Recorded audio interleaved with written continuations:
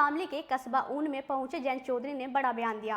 कहा कि सीधी सी बात है, लोकदल एनडीए में शामिल हुआ है। इसी बीच उन्होंने ठाकुरों को लेकर क्या कुछ कहा, सुनिए।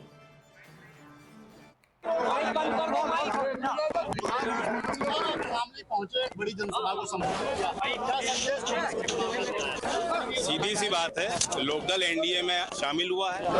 उन सब से अपने जो लोग हैं, समर्थक है, उनसे अपील करने आया हूँ। सबकी वोट कीमती है, हर वर्ग की वोट हमें चाहिए। जातिवाद से ऊपर उठकर किसान की बात को मजबूत करने के लिए, और चूंकि सरकार ने भारत रत्न किया है, ये क्षेत्र हमेशा चौधरी चरण सिंह जी के साथ रहा। विशेष सम्मान और प्यार और लगाव लोगों के मन में है। तो चौधरी चरण सिंह से जुड़ी हमने कुछ बात बताई लोगों को। चो साहब, एनडीए ने 400 का नारा दिया है, लेकिन यहाँ पे ठाकुर भी नाराज है, गुर्जर भी नाराज है, जाट भी नाराज है, तो सैनी भी नाराज है। कैसे मैं कई चुनाव में लड़ा हूँ, कई चुनाव देख लिए। जी जी जी। चुनाव में पता लगता है कि सारे हमसे नाराज, जी जी, फिर मनाने पड़ते हैं। ये राजनीतिक प्रक्रिया होती है। तो इतना कोई नाराज नहीं कि वोट नहीं करेगा, सब वोट करेंगे। तो सबको मालूम है कि क्या माहौल देश में बन रहा है, और जो देश में माहौल है, शामिल उससे पीछे नहीं। जैसे सहारनपुर की रैली में आप नहीं दिखे, प्रधानमंत्री की रैली में मैं पहुंच नहीं पाया। आपको किसानों का दुख, बहुत बड़ा दुख है कि आप पार्टी के लोग थे। आज मैं यहाँ हूँ, योगी जी के साथ बागपत में मंच साझा किया। आगे भी कार्यक्रम होगा, साथ रहेंगे हम लोग। 12 में भी कार्यक्रम है, योगी जी और मैं दोनों हस्तिनापुर में कार्यक्रम कर रहे हैं। अच्छा, अखिलेश जी ने कहा कि चौवन्नी प्रधानमंत्री पूछेगी चौवन्नी कौन है, ये कटास किया है। अब मुझे समझ नहीं आता उनकी अखिलेश जी की बात में मजाक में लूँ या सीरियसली लूँ।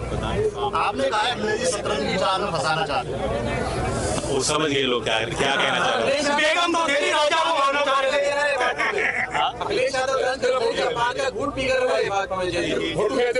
देखिए, जहाँ सम्मान होता है वहीं हम लोग रहते हैं, हमारी आदत का हिस्सा है।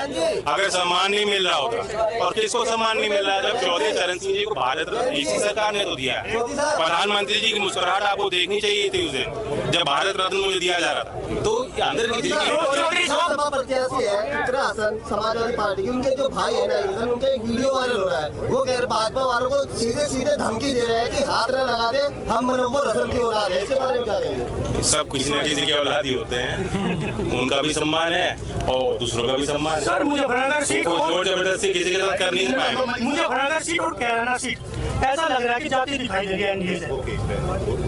नहीं, तो अलग अलग विश्लेषण होते हैं, ये तो आपका विश्लेषण है। संजीव बालियान का विरोध है, प्रदीप सांसद जी का विरोध है। अच्छा, मुझे बताओ, अब एक हफ्ता बचा है कैंपेन को। पहले चरण के चुनाव कब खत्म हो जाएंगे प्रचार? 17 तारीख। अब 7 दिन तो बचे हैं। अभी तक कोई मीटिंग करी हो तो बताओ। इंडिया कहाँ है? कागज में ही तो है, दिल्ली तक तो सीमित है। सोशल मीडिया के कुछ साथी बंधु हैं, वही तो चला रहे हैं। जमीन पर आज अभी तक उनको हिम्मत नहीं मिली कि हम मीटिंग करते हैं। अखिलेश जी आके प्रचार क्यों नहीं कर रहे? क्यों नहीं कर रहे? मैं पूछना चाह रहा हूँ, कर देना चाहिए था तब। इतनी मजबूत स्थिति होती तो नेता भीड़ से पीछे रहता है।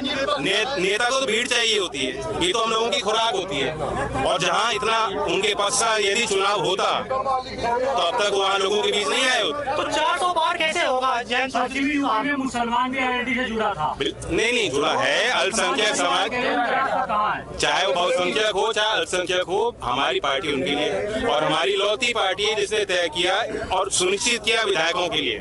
हमने सीमा बांधी सब विधायकों के लिए। 51% आप अनुसूचित जात में और अल्पसंख्यक वर्ग को देंगे, चाहे सिख हो, चाहे मुसलमान हो, चाहे जैन समाज के लोग। 51% हक।